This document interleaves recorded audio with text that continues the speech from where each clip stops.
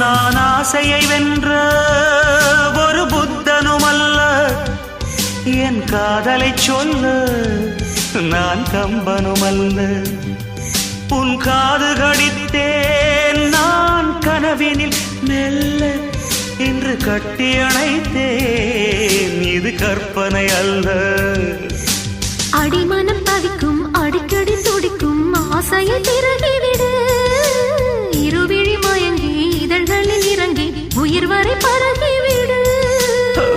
முத்தம் வழங்காது ரத்தம் அடங்காது,